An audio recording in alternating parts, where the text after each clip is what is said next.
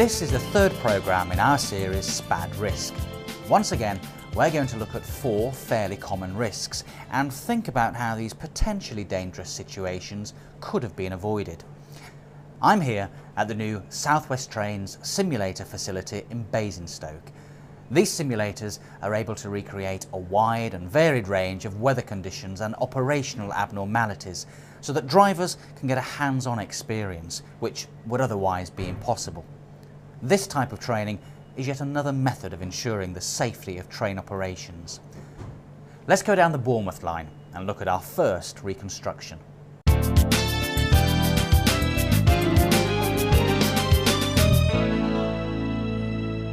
The driver of this Virgin Voyager is heading east on an early summer morning. The sun is unusually bright and is at a low elevation because of the time of day.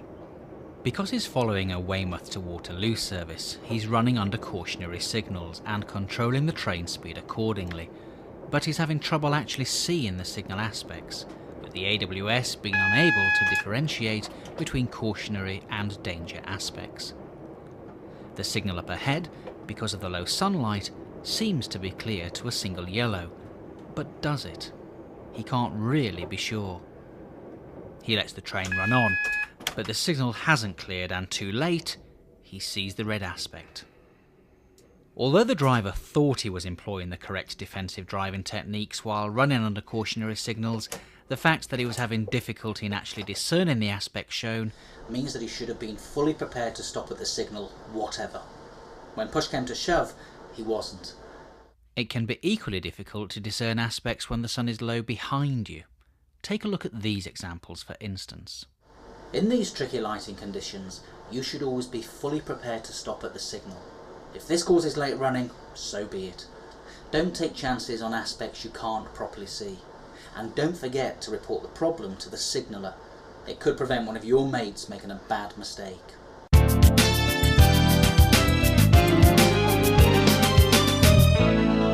While we're talking about aspects that can't properly be seen, let's consider a most unusual circumstance, but one which has caught many drivers in the past: the signal that's out.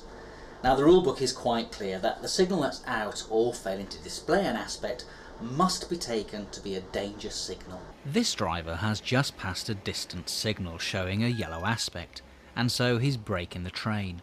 Ahead, but not yet visible, is a 4-aspect control signal protecting Petersfield. Due to an electrical failure, this signal is not displaying any aspect. It's out. As the train approaches the signal, the AWS warning horn sounds. The driver cancels it without thinking.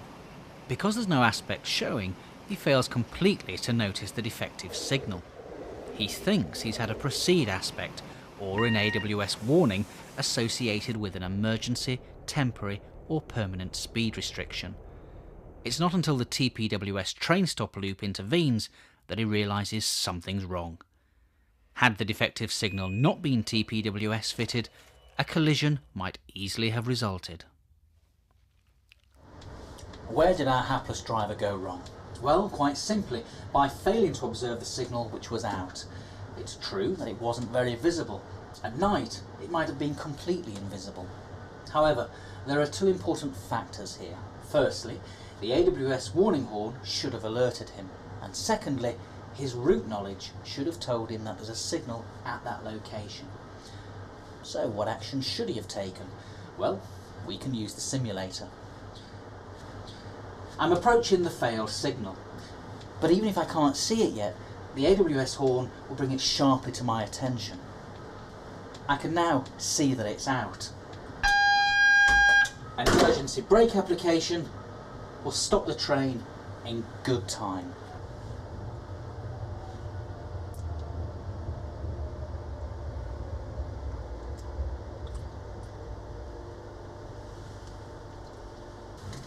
A radio call to the signalling centre reports the defect and position of the train.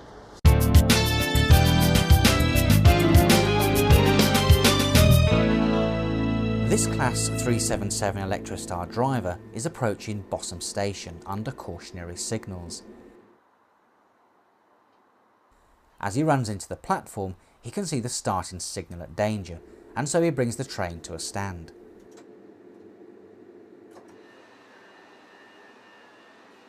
Now this service is not booked to call at Bossum, so instead of releasing the train doors he simply waits a change of aspect. However, immediately ahead of the platform is Bossum AHB crossing.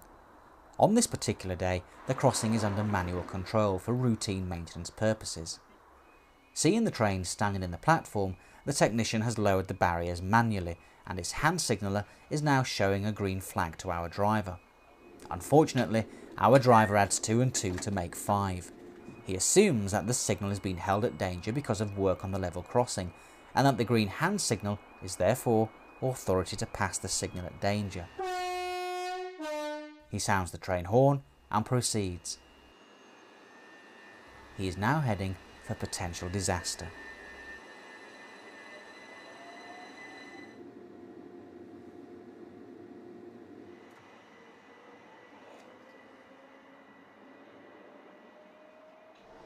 Never mind what the hand signaller should or should not have done, this SPAD was purely and simply the fault of the driver.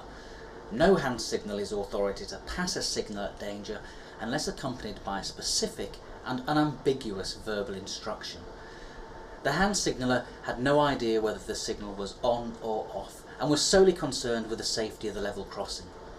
The message is one we've repeated many times: don't make assumptions, and never pass a signal at danger without the full and correct authority. If in any doubt, speak to the signaller personally.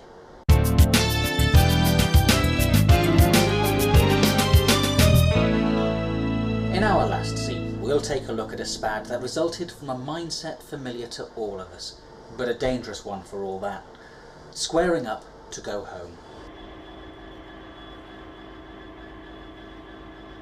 This freight driver has just brought his container train into Heathergreen Yard.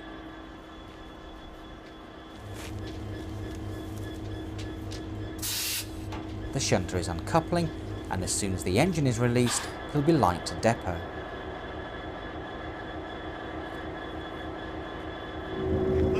Permission, top down 1304, back to loco. Okay mate, thank you. Cheers. The ground-mounted position light signal ahead is cleared for movement towards the arrival road, so away he goes.